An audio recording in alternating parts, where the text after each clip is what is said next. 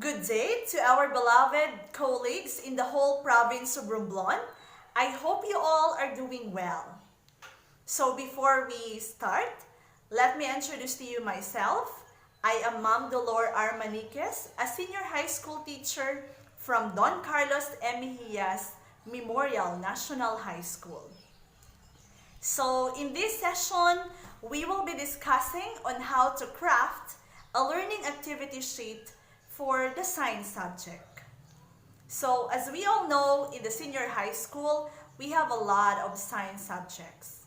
But we will focus only on one science subject in this session, and that is the General Biology 1. Okay, so first up, we will be highlighting the different considerations on how to craft a learning activity sheet. What are the things that we should remember when we do the material? So we have listed 5 here. So as you can see in the PowerPoint presentation, we have the following elements. Number 1 is alignment of learning activity sheet to daily budgeted objectives. Number 2, we have content. Third, we have grammar. Number 4, we have visual appeal. And the last is number 5, practicality. Alright, so let me give you a brief description on what these terms are. But I believe our teachers has or is well aware of this, or is well informed about this. So for this discussion, we'll just revisit certain related info about these different considerations. Okay, so the first one here is alignment of learning activity sheet to daily budgeted objectives. So my dear teachers, why do you think it is important that our material, the learning activity sheet, is aligned, or there is alignment to our daily budgeted objectives? Okay, so why is it that we have to make sure that they are properly aligned? Alright, so every one of us knew what a daily budgeted objectives is, right? Okay, so the daily budgeted objectives is a matrix or a table or a list in which the different competencies for the day will be tackled. So why is it that our learning activity sheet is aligned or is congruent to what our daily budgeted objectives is?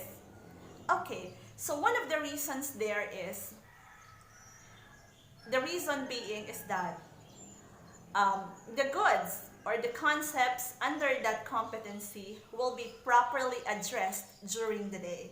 Meaning to say, there is no under-teaching and there is no over-teaching.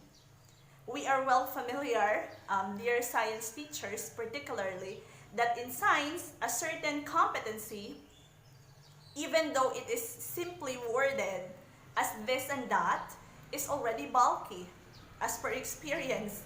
Okay, that's because under that competency, there are other sub-concepts. That's why most often we subtask them.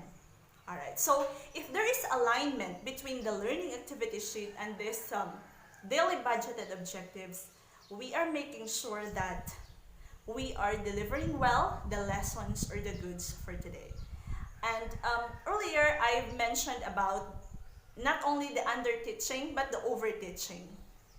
So, if we are guided by this, we don't usually bombard our students with a lot of concepts during the day. So that's what I meant by over-teaching. So as we all know, our students has a lot of subjects. So we have to keep them in a certain balance, that they also have to have time for these other subjects. So that's the good thing about the last, being aligned to our daily budgeted objectives. Okay, second one is the content. Right, my dear teachers, why is it important that we have an excellent content in our material? As we all know, even though what material is it, be it a learning material, a module, a book, a certain write-up or whatever, we all know that the content is the heart and soul of your material. Your content can make or break what your learners will learn during the day. So we must be cautious on our content. So of course, when it comes to the content, we are guided with our MELCs.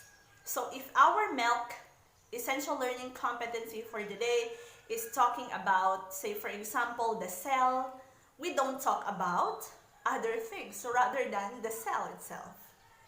But we can also have integration in other subjects, like within the curriculum. Like there are certain materials that, say for example, the concept is a cell.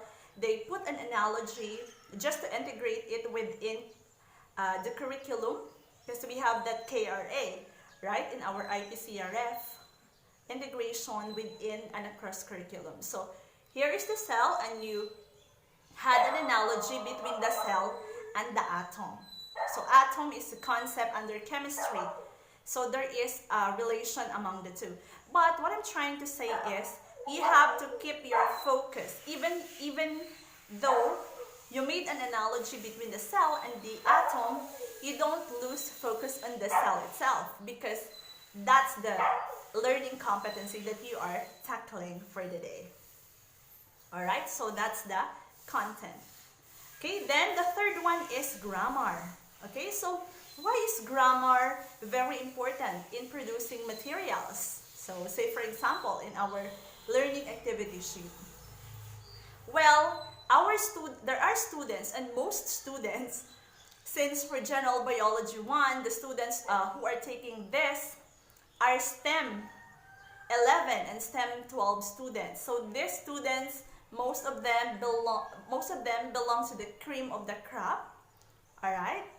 And most of these students are from the SSC, although they're also from the regular class, so it's kind of a mixture, but majority here comes from the special science class, as we are promoting, how do you call that? We are promoting, if this is your classification before, you have to continue that in your senior high school. Alright, so sorry, they are vertically aligned. Okay, you call that vertically aligned. Okay, so if they are SSC, so the right pathing for them is, in senior high school, is for them to be in the STEM. Alright, because of their strong prior knowledge about STEM concepts way back in their junior high school. So there are students, my dear teachers, who are really conscious about the grammar. And of course, we are a learning institution. That's why we are really putting what is the right thing, what is right thing, what is the correct grammar and stuff. Okay? And not only that,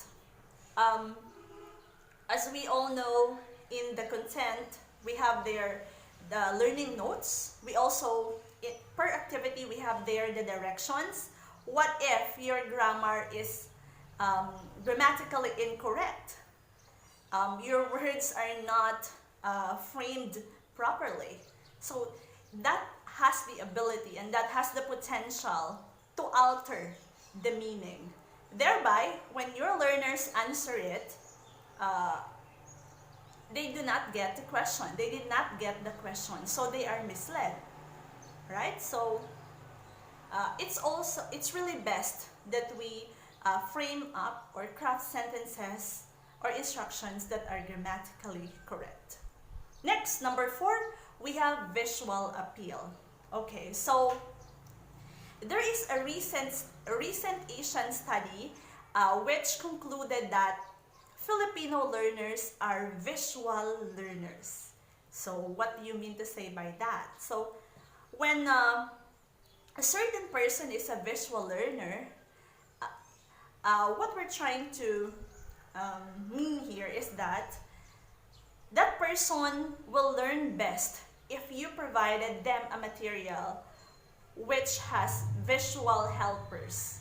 um, objects. So say for example, you provided a material, say a learning activity sheet, which has pictures, picture clips, illustrations, graphs, certain outlines. So these are not, we don't just stick with the words. So there are different icons. So those visually appealing brain helpers stimulate the brain to what? To help them process more information in their brains. Okay? So, but there's a certain precaution here, my dear teachers, in the concept of visual appeal. Make sure that the degree on how you use that thing visually appealing is just balanced. It's not,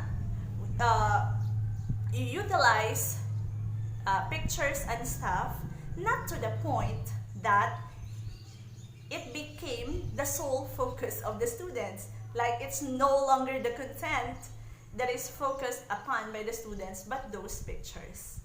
And don't overuse these pictures, okay, in a point that it's already a distraction on the part of the students. Meaning to say, you have to use them sparingly and liberally.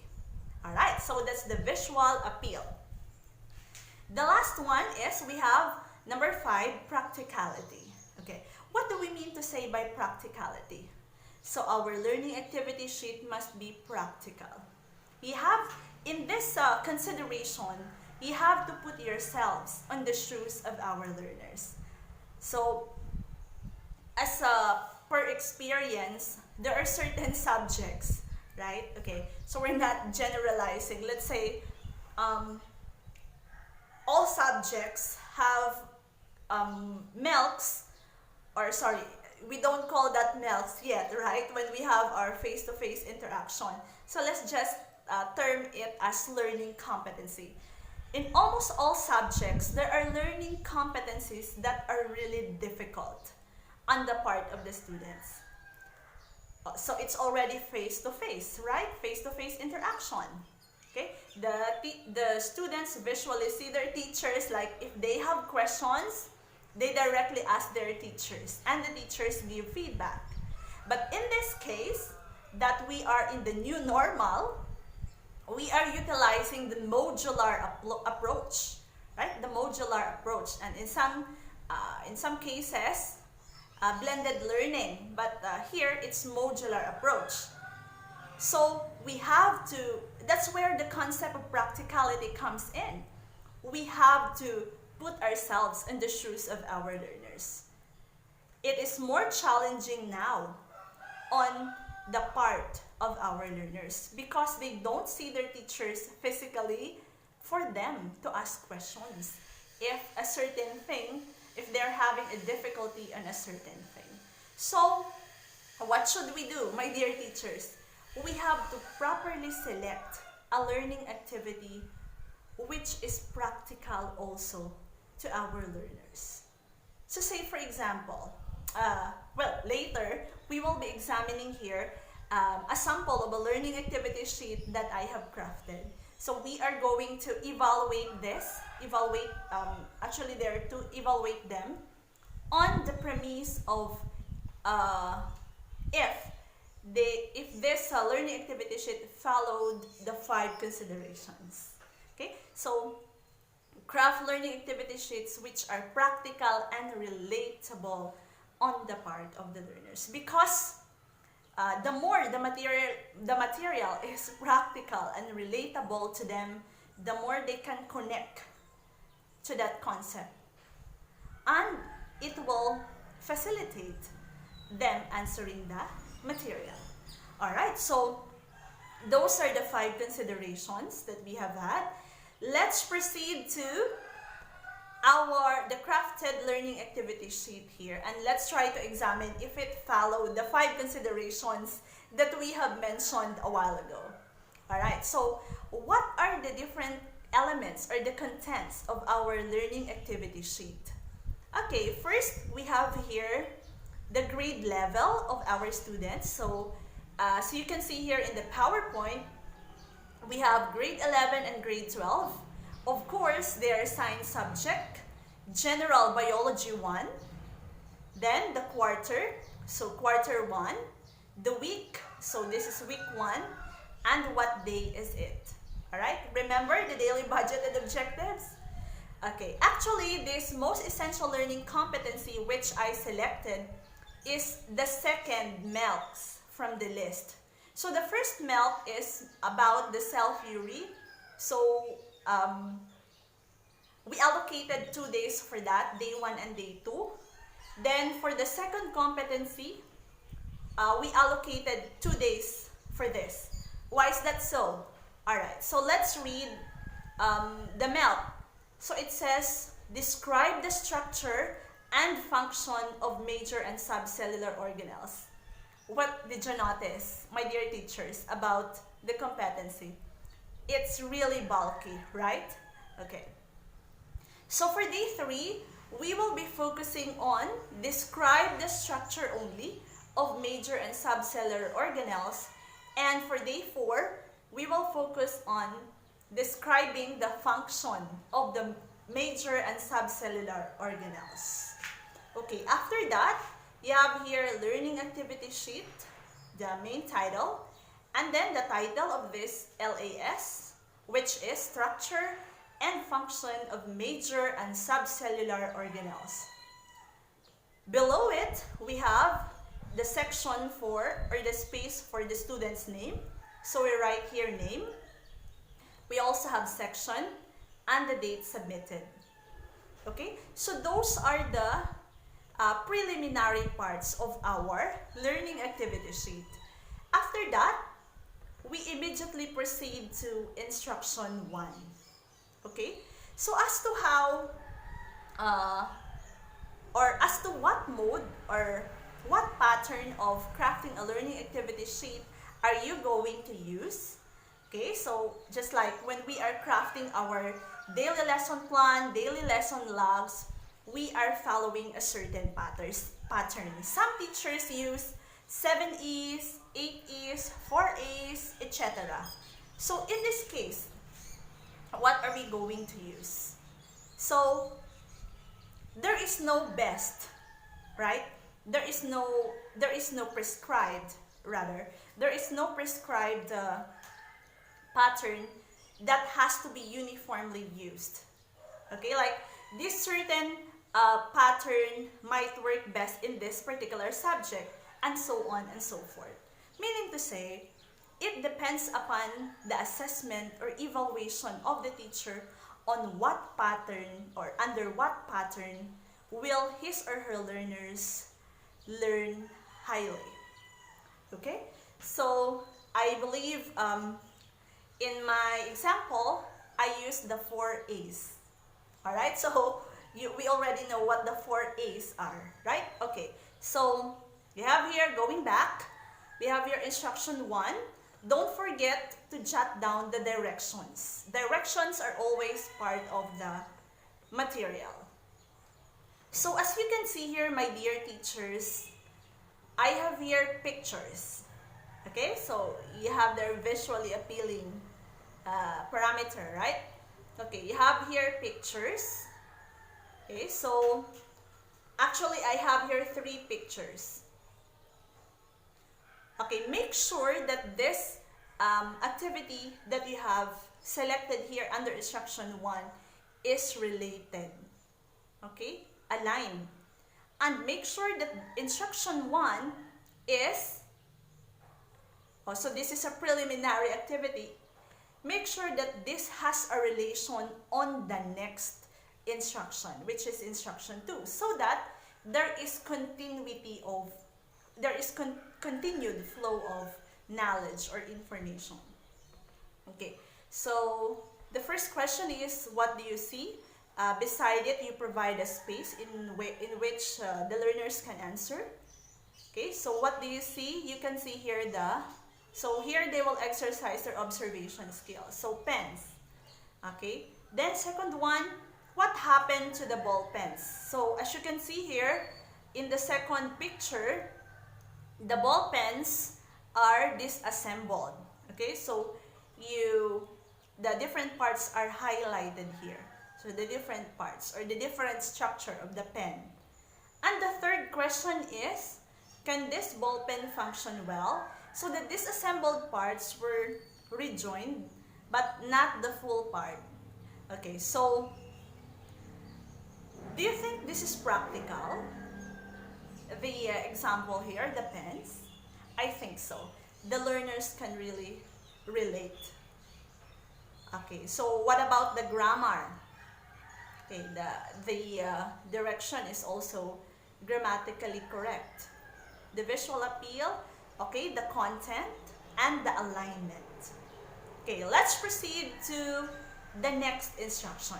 We mentioned earlier, my dear teachers, that instruction 1 must be related to instruction 2. Okay, so let's read the directions. Study closely figures 1 and 2.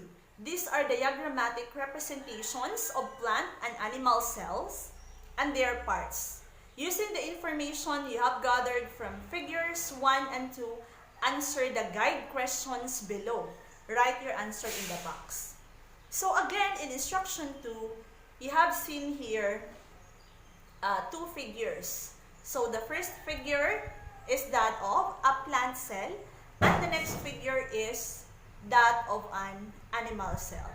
Then you have the following guide questions. Question 1, compare the shape of a plant cell with that of an animal cell.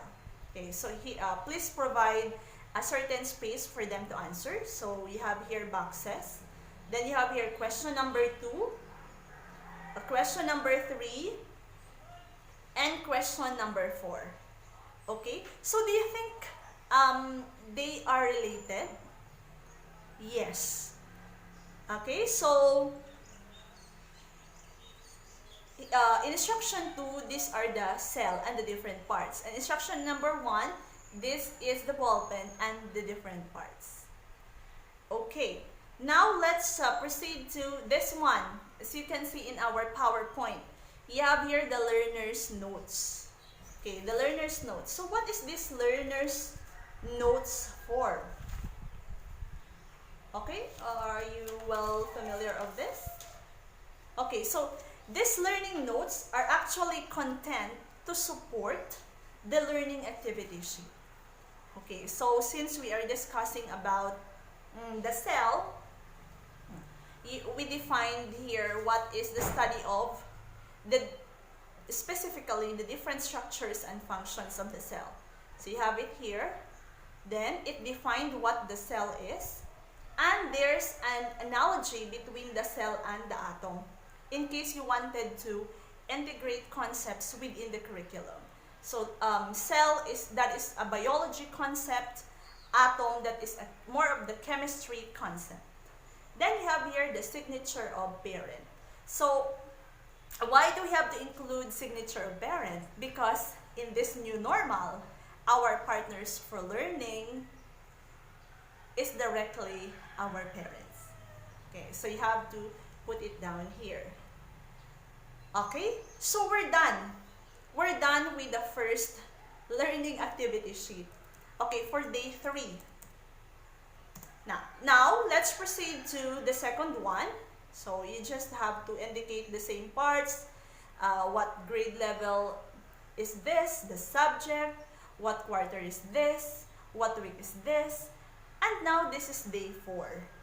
Okay? And don't forget to jot down your most important learning competency, which is describe the structure and describe the function of major and subcellular organelles. So this one is a continuation of the previous one. You still have the major title, learning activity sheet, also the subtitle, structure and function. You have here the name, the section, date submitted, the same with the first. Then you'll proceed directly to instruction 1. Alright, so again you have here the directions. Read learner's note. After reading, below is a sugar factory and the different areas therein. Identify which major or suborganelle is represented by each number by affixing the corresponding number beside that organelle. Okay. So, the learner should read first the learner's note. Okay, so we're trying to find the learner's note. So it's here, the learner's notes. So this is the content which will help them answer the activities. So here, we identified the different major and subcellular organelles and describe their functions. So you have it here. So the first one, we have nucleus, and the function is beside the picture. So here, as you can see in the PowerPoint, we still used the pictures. Then we have the cell membrane together with its function. Third, the cell wall. Fourth, the cytoplasm. Fifth, the mitochondrion. The sixth, lysosome. 7, vacuoles. 8, chromosomes. 9, nucleus. 10, endoplasmic reticulum. So we have two kinds, the smooth ER and the rough ER. The Golgi body or the Golgi apparatus. 12, ribosome. Third, plastids, mainly chloroplast. And the last is 14 centrioles. So your learners will be redirected here first in the learner's notes before they can answer this activity. Okay, my dear teachers, what did you notice in this first activity, instruction 1 under the second or the fourth day? Alright, so there is an analogy, right? The teacher exemplified a certain setting like a sugar factory and likened it to a cell. In a sugar factory, there are many departments, just like in the cell, which functions to support the cell. Different structures which functions to support the cell. So, by means of analogy and comparison of the different functions in the sugar factory and what the major and the suborganelles do inside the cell, our learners can pinpoint what that certain department in the sugar factory represents. Okay, so they just have to affix here so we have here the choices. Okay, so another important consideration is that you also provide choices for your learners. Okay, so you have here below the list of those organelles, and they have to affix what number is in that sugar factory represents which organelles. Okay, so that's another usage, right? Okay, usage of analogy. Okay, so that can be counted as higher order thinking skills because your learners will try to compare and contrast and then evaluate in their minds certain considerations which makes them like, this sugar factory department is equal to this suborganelle in the cell, functioning the same. Okay? And also a little bit of critical thinking skills. Then let's proceed to instruction 2. You have here the directions. It goes, as you move through this activity, see if you can match the important parts of the city listed in the table to the specific organelles found in cells. Also, describe its structure and function. Be sure to write neatly and in complete sentences. Write on the space provided. Okay, so here is an activity which is called the cell city. So in that cell city, you have different city parts, city limits, road system, city hall, city auditor, etc. They have certain functions. And in the table, earlier you have to guess or pinpoint what is that part or which organelle is that. But in this case, they already equated that city part in the city cell of what organelle is that. What the learner is going to do is try to identify again, what place of that city cell is being resembled by this particular organelle. So there's a switching in this case. There's a switching. Okay, because earlier you have that part of the sugar factory and it represents what suborganelle is that. And in this activity for instruction 2, okay, you have here what part of the cell or which organelle is that, and you have to represent it with its corresponding part of the city cell. Okay, the city parts that we have discussed earlier. And they have to reason out why. So the learners in this part will have to explain. Okay, so we have 5 questions there. And again, don't forget the signature of parents.